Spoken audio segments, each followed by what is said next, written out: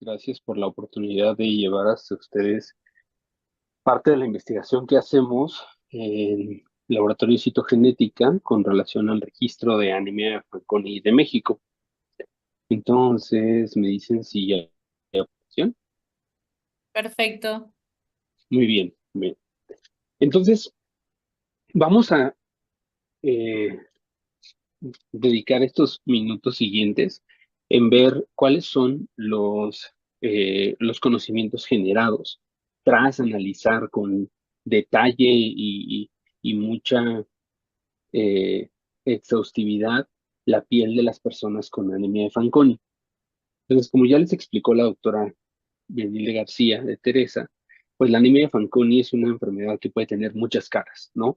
Podemos tener pacientes que tengan datos hematológicos, datos malformativos, como la falta de dedos o dedos extra, oligo y polidactilia respectivamente, o displasias, como son estas que vemos en la piel, ¿no? Tumores o inclusive otros datos de alteraciones del desarrollo como la talla baja.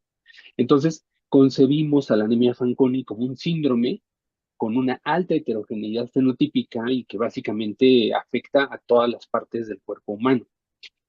Vamos a dedicar los siguientes minutos a hablar de las manifestaciones de la piel, como las que se ven en estas fotografías de pacientes con anemia Fanconi.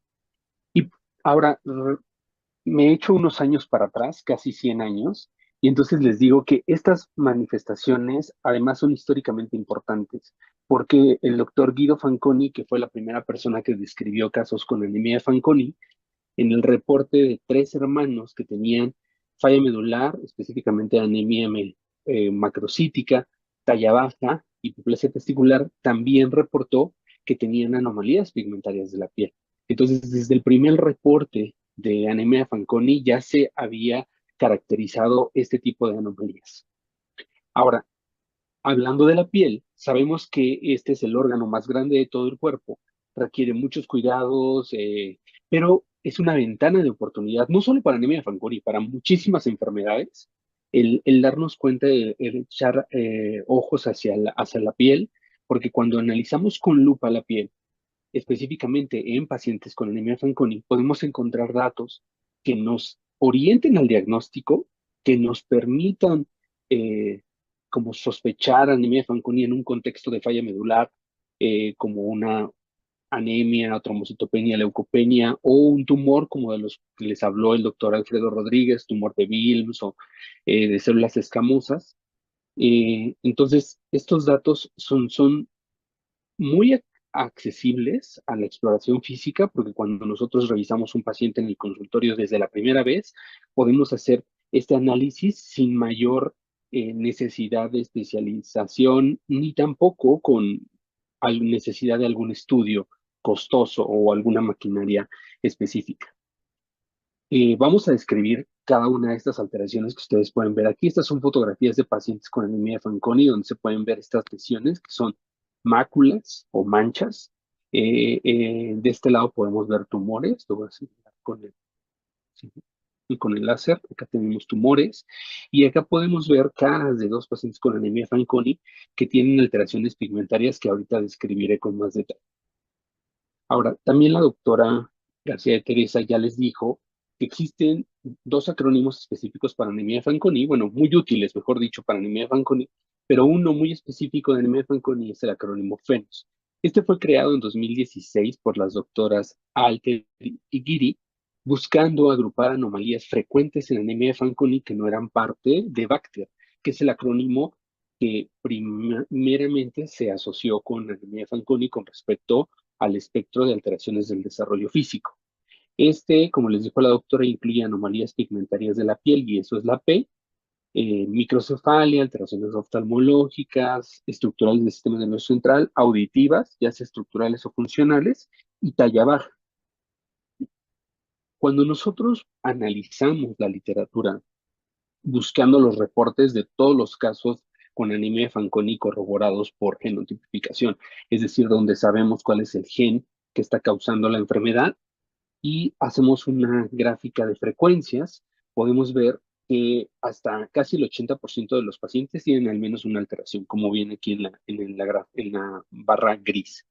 Y Lo otro que podemos ver es que las alteraciones pigmentarias de la piel por estudios retrospectivos se describen en menos del 40% de las personas con anemia de Fanconi.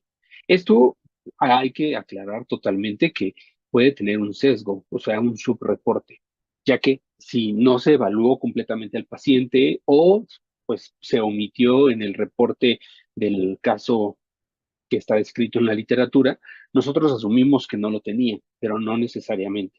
Y por eso es importante hacer estrategias prospectivas que nos permitan realmente tener un dato más fidedigno y cercano a la realidad. Entonces, esa es la pregunta, ¿cómo podemos hacerle para evaluar con detalle la piel de las personas con anemia de Fanconi? Y la respuesta que nosotros tenemos es lo que ya les explicó la doctora Benilde, que es el registro de anemia de Fanconi de México. El registro ha reclutado a la fecha 61 pacientes de varios estados de México. Este es un mapa de la República Mexicana.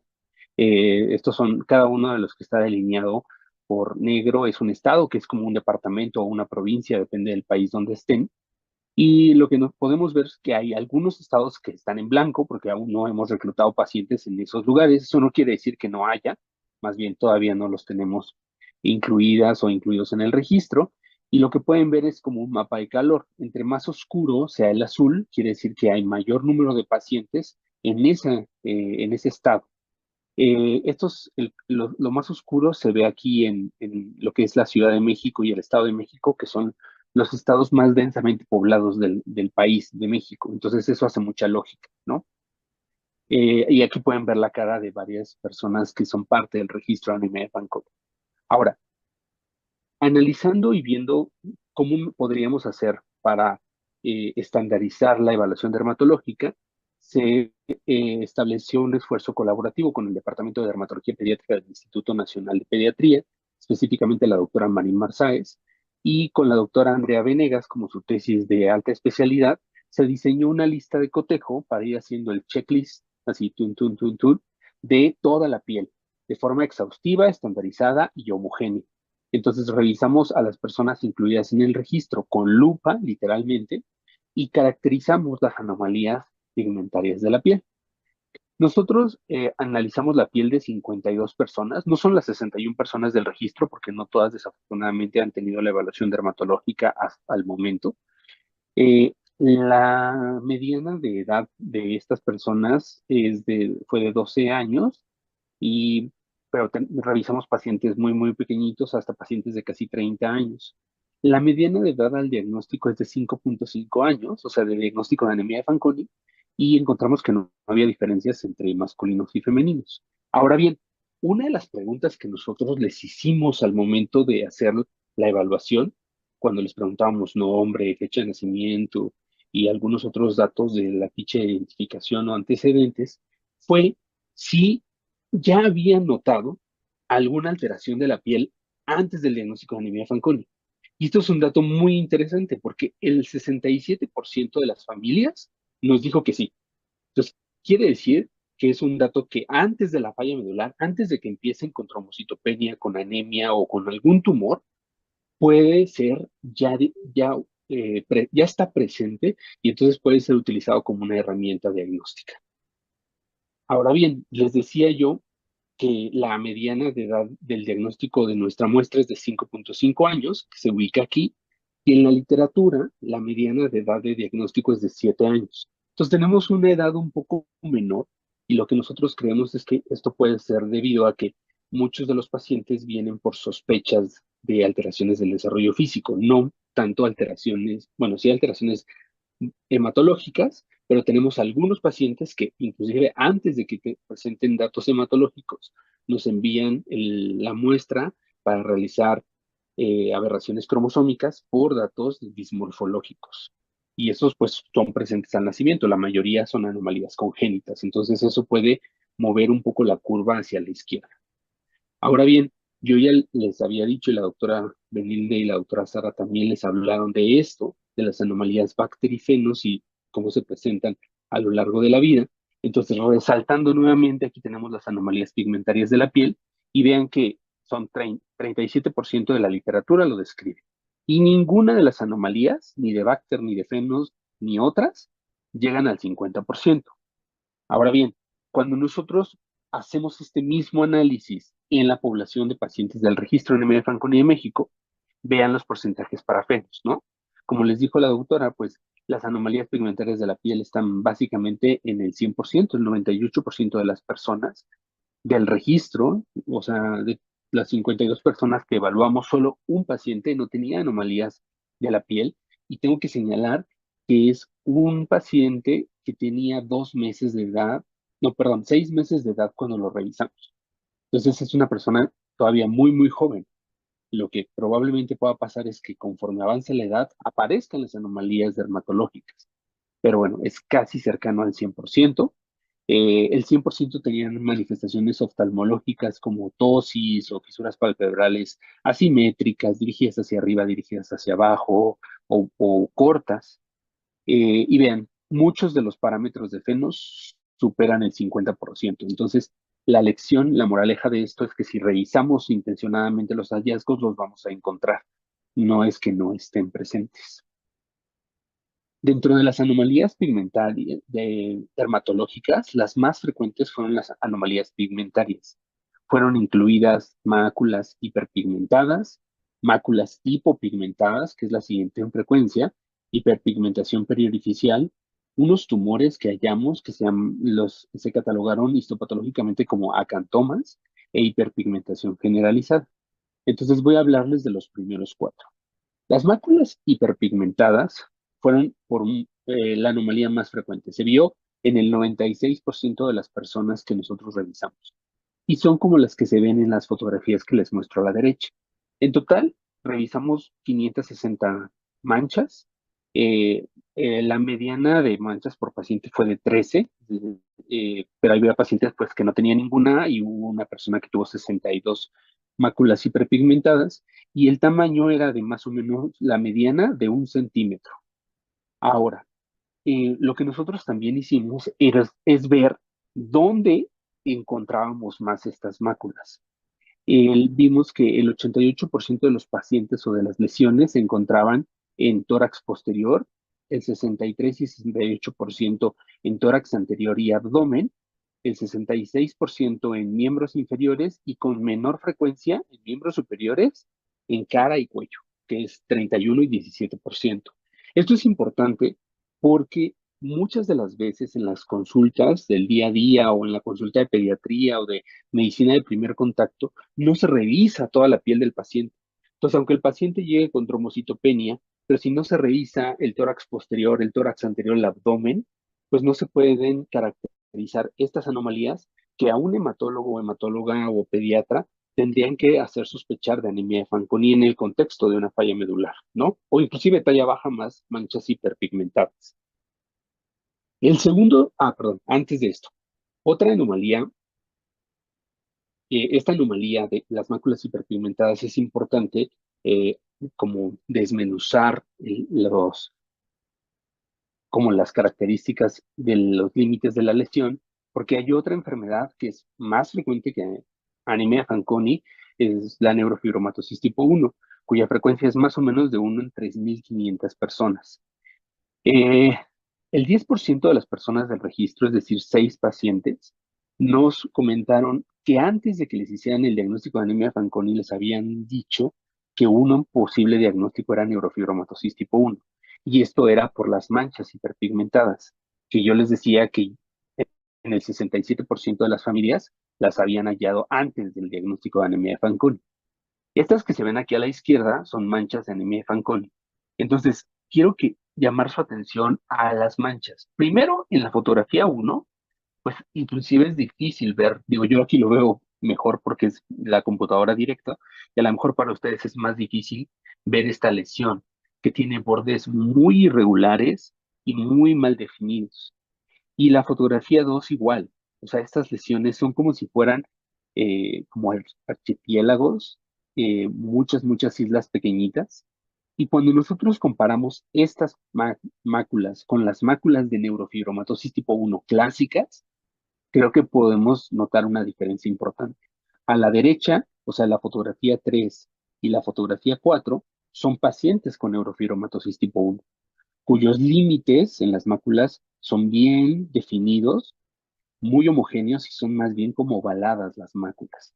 Entonces, ya desde aquí nosotros podemos empezar a ver que hay diferencias entre el tipo de máculas en NF1, que es neurofibromatosis tipo 1, y anemia de Fanconi. El segundo tipo de lesión más frecuente vista en el 86% de las personas fueron las máculas hipopigmentadas. De aquí analizamos 190 manchas. La mediana de manchas por paciente fue de 3 y la mediana de tamaño fue de 10 milímetros. Y de aquí, igual, los sitios más frecuentemente afectados para este tipo de lesiones fueron aquellos que no se van a ver si no se revisa por completo el cuerpo del paciente, porque fueron tórax anterior, posterior, abdomen y miembros inferiores. Los otros hallazgos que vimos fueron, por un lado, la hipertricosis, que es el exceso de vello en sitios donde normalmente no debería de haber, como lo que se puede ver muy claramente en la fotografía de este paciente en la frente o inclusive en el área de bigote, ¿no? Y la hiperpigmentación periorificial. Esta hiperpigmentación periorificial, aquí lo estoy señalando solo en el área alrededor de la boca, pero lo podemos ver alrededor de los ojos como si fueran ojeras en el paciente y lo encontramos en otros sitios también. Este hallazgo no ha sido previamente descrito y se encontró en alrededor del 83-84% de las personas, no solo en ojos, boca, nariz, sino también alrededor de los pabellones auriculares de las orejas o periumbilical. Y además esto es muy, muy consistente en todos los pacientes que nosotros revisamos del registro. Y el último hallazgo del que les voy a hablar son estos tumores.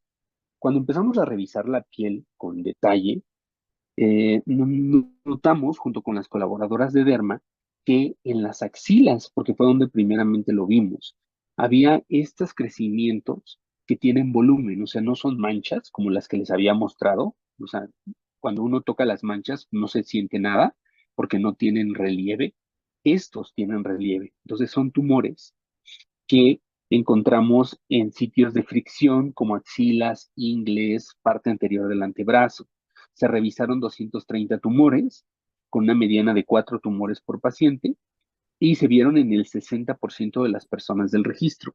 Y acá en la fotografía de la derecha se pueden ver estos tumores muy claramente.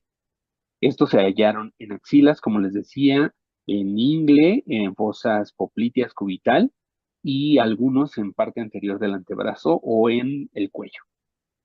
Cuando se hizo un análisis histopatológico, porque se biopsiaron dos de estos tumores, lo que la histopatóloga reportó fue un hallazgo que se determinó como un acantoma plano pigmentado.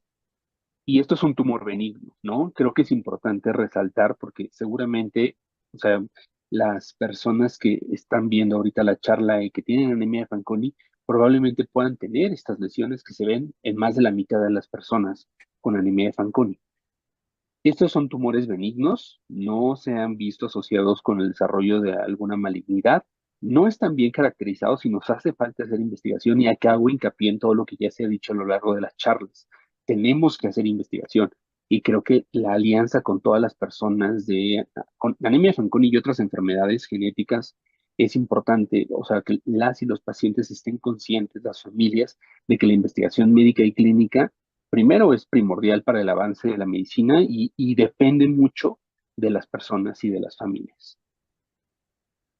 Lo que notamos de estos tumores es que había una diferencia entre masculinos y femeninas. Las pacientes femeninas tenían más acantomas y eso es lo que se representa en esta gráfica. Es una gráfica de correlación y se ve que a mayor edad, mayor número de tumores, pero solo en el sexo femenino.